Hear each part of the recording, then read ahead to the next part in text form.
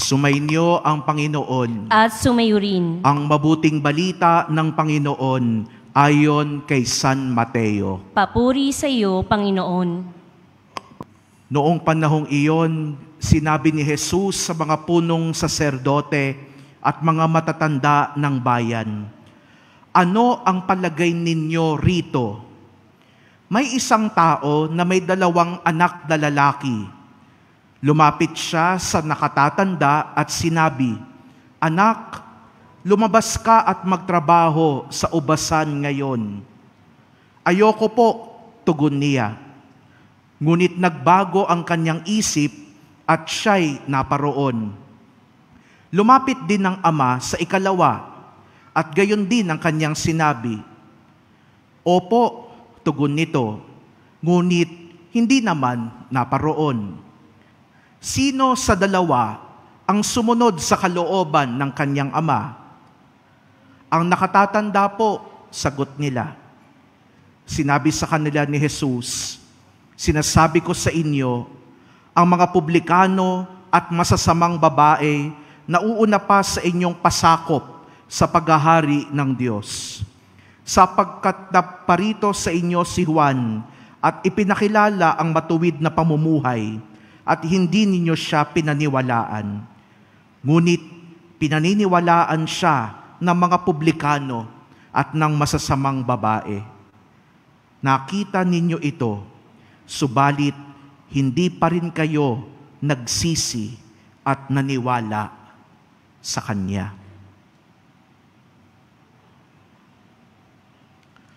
Ang mabuting balita ng Panginoon. Pinupuri ka namin, Panginoong Hesukristo. Magsiupo ang lahat.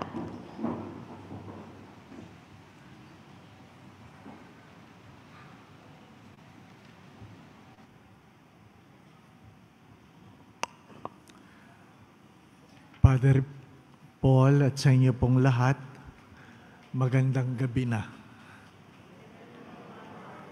Tinitingnan ko kung hapon pa lang, magandang gabi na pala. Ano po? 3 salita ang ibig ko kayong anyayahan na pagnilayan natin. Matuwid, halimbawa, pagsunod. Matuwid, halimbawa, pagsunod. Ang unang pagbasa ay tungkol sa pagiging matuwid. Matuwid. Ang Tagalog po ng salitang righteous ay hindi palaging tama. Ang Tagalog ng salitang righteous ay matuwid. Ano pa? Matuwid. Pag sinasabi po ng pari sa mga kinakasal bago maghiwalay ang misa, sasabihin niya, kayong mag-asawa ay maging tapat sa isa't isa. Hindi po ba? Pagka minsan yung Tagalog, mas may dating kaysa sa English. Kasi sa English, remain faithful. Pero sa Tagalog, maging tapat sa isa't isa. Pag binasa niyo po salita yung tapat, T-A-P-A-T, tapat. Basahin niyo po pabalik. Tapat pa rin, tama po ba? Yun ang ibig sabihin ng tapat. Kahit saan, tapat. Pag hindi ka tapat, ang ay tabingi. Hindi po ba? Kaya ka matuwid dahil ikaw ay tapat. Pag hindi ka tapat, tabingi ka. Ang unang pagbasa ay nagtatanong, tayo ba'y matuwid sa ating salita at sa ating ginagawa? Kapag ang iyong sinasabi, hindi mo ginagawa, hindi ka tapat. Hindi po ba? Kapag ang iyong sinasabi, hindi gawa, hindi ka tapat. Hindi ka matuwid. Kaya nga, mahirap yung unang pagbasa. Kasi sinasabi sa unang pagbasa, ang Diyos ay hindi fair. Hindi parehas. Hindi parehas daw. Kasi, bakit pag mabuti at biglang nagkasala, namatay, pinarurusahan? Pero yung makasalanan na nagsisi at namatay, binibigyan ng bagong buhay. Natural, hindi po ba? Hindi naman mahirap intindihin yon. Kung inyo pong natatandaan noong 1 linggo, tinatanong ng Diyos, sabi ng Diyos, "Are you envious because I am generous?" Naiinggit ka ba dahil ako ay marunong magbigay? Hindi po ba, ano? Alam po niyo yung salitang generosity, yung generous. Ay, generous yan. Gusto lang ng mga taong generous kapag tayong nakikinabang. Napansin niyo po ba yan? Gusto natin generous kapag tayo nakikinabang. Pero pag hindi tayo nakikinabang, ay, ayaw na natin sila. Ano ibig ko sabihin? Pagkamisan, ang pagiging matuwid, pagiging generous, subjective. Gusto natin ng ang tao, ay ikinikilos niya ayon sa ating pakinabang. Kaya, pag sinasabi sa iyo ng iyong kaibigan ang mga bagay na ayaw mong marinig, nagagalit ka. Pinipili natin yung mga taong sinasabi lang sa atin kung ating marinig. Paano tayo magiging matuwid kung walang magtatama sa atin kung tayo ay tumatabingi? Di po ba? Kasi tayo mga Pilipino, hirap na hirap tayo magsabi sa ating kapwa ng ating kapulaan. Halimbawa, tayo mga Pilipino, hindi natin masabi sa ating kausap, may muta ka. O kita nyo na, bigla kayo nagpahid ng mata. Di ba? Ha? Hindi natin masabi. Hirap na hirap tayo magsabi sa ating kapwa, may muta ka. Ano ginagawa natin? Punas tayo ng punas sa mata natin. Hari nawa, magpunas siya ng mata niya. Di po ba na? Nagdugo na yung mata mo, may muta pa rin siya. Gasino na sabihin mong may muta ka? Bakit? Kasalanan ba yon? Kasi ayaw nating baka magalit. Di po ba, na? Bakit ayaw mo sabihin sa kaibigan mo na huwag siyang nangangaliwa? Ano sasabihin mo? Huwag na, baka magalit. Problema na nila mag-asawa yon. Di po ba? Wala nagsasabi. Ang hirap nung kumain kayo ng tinola. Hindi kayo tumingin sa salamin. Yung ngipin nyo, may malunggay. Di ba? Ngiti kayo ng ngiti. Di ba? Di sabihin mo sana, alam ko ang ulam ninyo. Ano? Tinola. Ba't mo nalaman? Kasi may malunggay ka sa ngipin di ba? Di ba gasino na, hindi po ba, ano? Natin sabihin. Ayaw natin sabihin. Di ba?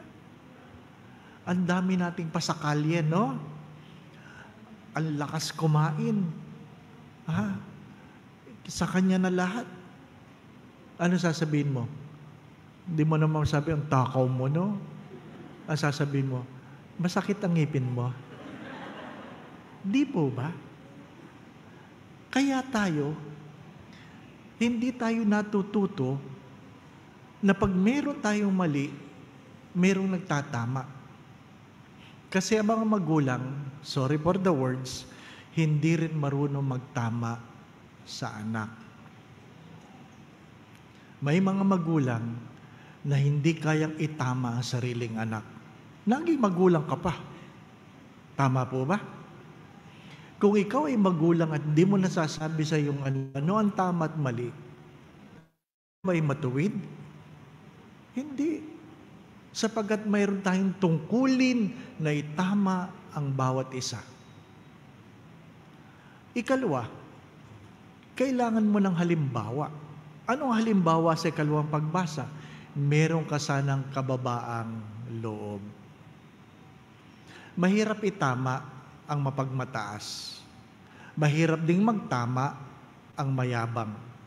Hindi po ba? Pero kung mababa ang loob mo, mahinahon ang pagkakasabi mo, pakikinggan ka. Kasi, ang mahirap sa atin, kung kailan na tayo galit, saka lang natin sasabihin ang pagkakamali ng ibang tao. Hindi natin kayang magsabi ng mahinahon. Yung mga Ilonggo, malumanay, pero hindi palaging mahinahon. Magkaiba po yung mahinahon sa malumanay. Ano po? Yung malumanay, yung ang pagkakasabing, ako'y galit, papatayin kita. Oh. Malumanay, di ba? Pero hindi mahinahon, di po ba? Ano? Mahinahon, merong mellowness of heart. Hindi yung kung kailan tayo galit na, saka natin sasabihin, ikaw, burara ka, ikaw tamad ka, ikaw, di ba? Ayaw na natin pakinggan. At ang malungkot na kwento ay ano? Marami sa ating mga magulang, tabi. Marami sa ating mga magulang, palaging pasinghal. Gusto ng mga magulang kausapin sila ng kanilang mga anak, pero pag sila'y kinakausap, ano na naman? Di ba? Tinuturuan ko yung mga anak, sabihin nyo naman sa inyong nanay, Ma, I love you. Pa, I love you. Di ba? Maganda naman sinasabi ng anak yun sinasabi ba sa inyo ng mga anak yun? Pa, I love you. Di ba, no? Sabi nung isang anak, napagalitan ako, Father. Bakit? Sinabi ko yung sinabi mo. Sinabi mo lang, I love you, napagalitan ka pa. Di ba? Sabi daw niya, Ma, I love you. Sabi daw nanay, ano na naman ang kalokohan mo?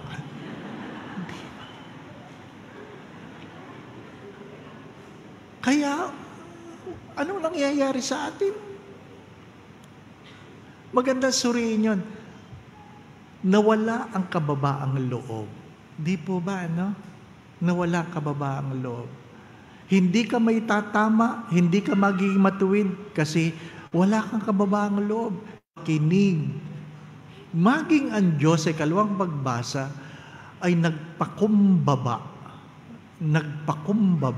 hanggang kamatayan. Kamatayan sa krus. Hindi lang sa ordinaryong kamatayan. Kamatayan sa krus. Anong meron sa Ebanghelyo? Alam kong hindi ako naging matuwid dahil kung ano aking sinabi, hindi yun aking ginawa. Opo, pupunta ako, pero hindi ako pumunta. Hindi ako, ayoko, pero pumunta ka. Hindi po ba, no? Ang mahalaga ay, sana, piliin mo pa rin kung ano ang sinasabi ng Diyos.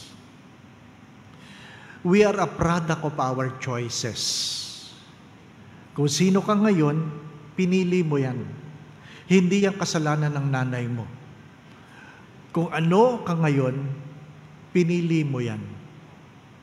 Pinili mo yan. Sabi nga, kung pinanganak kang pangit, hindi mo kasalanan. Pero kung namatay kang pangit, kasalanan mo. Bakit? Wala kang ginawa eh. Tama po ba? Hindi po pwedeng sisihin ng iyong kapitbahay. Kung pinanganak kang mahirap, di mo kasalanan. Namatay kang mahirap, kasalanan mo. Bakit? Di ka nagsumikap. Tama po ba? Alam naman natin yun. Alam naman natin yun. Na tayo'y nakikiraan lang. At kapag tayo namatay, kahit gaano kaganda ang kabaong mo, ang sasabihin ng tao, ano itsura mo? Diba? Kahit gaano kaganda ang kabaong. Kahit gaano kaganda ang damit. Pag nakahiga ka na doon, sasabihin ng dadalaw sa'yo, diba? Doon magpo-cross. Tapos sasabihin sa katabi, ang pangit. Diba? Ano? Makakapagsalita ka ba? Hindi. Hindi. Darating ang araw na makakatikim ka ng pula na hindi ka na makakapagsalita. Bakit yun aantayin mo? Gawin mo na mga bagay na dapat mong gawin ngayon. maging matuwid, magpakumbaba, piliin ang kalooban ng Diyos. Mahirap yung simba tayo ng simba, hindi naman natin ginagawa ang kalooban ng Diyos. Di po ba? Dasal ka ng dasal, hindi mo naman ginagawa ang kalooban ng Diyos. Ang mahal na birhen ay matuwid. Ang mahal na birhen ay matuwid. Simula pa lamang nung siya'y pinaglihi, malinis na kalooban. Siya'y naging tuwid. Siya'y nanatili kumbaba. Be it done to me according to your word. At sa huli, tinuturo niya kanyang daliri sa mga alagad. Itinuturo niya si Jesus at sabi, gawin ninyo ang kanyang ipinagagawa. Do whatever He tells you. Kaya sana, sa nobinaryong ito, tinitingnan natin ang mahal na birhen. At tinatanong natin mga sarili, ako ba'y naging matuwid? Ako ba'y nagpakumbaba? At ginagawa ko ba ang kalooban ng Diyos? Mga minamahal na mga kapatid, parehas ang Diyos. God is fair. Sometimes life is unfair, but God is always good. Maging tapat. Huwag niyong kakalimutan yon. Maging tapat. T-A-P-A-T. Tapat. Pag binasa pabalik, tapat. Sapagkat ang pagiging matapat ay pagiging matuwid. Amen. Ang unang Adan ay sinuway ang kalooban ng Ama, kaya ang kamatayan ay dumating sa mundo. Ang pangalawang Adan ay sinunod at nagpakumbaba, kaya tinawag siya ligtasan. Ang unang Eva ay sinuway ang Ama, kaya ang kamatayan ay dumating. Ang pangalawang Eva ay naging matuwid, mapagpakumbaba at masunurin sa Diyos. Kaya tinawag siyang Ave. Ave Maria. Sumainyo ang Panginoon. At sumayuri.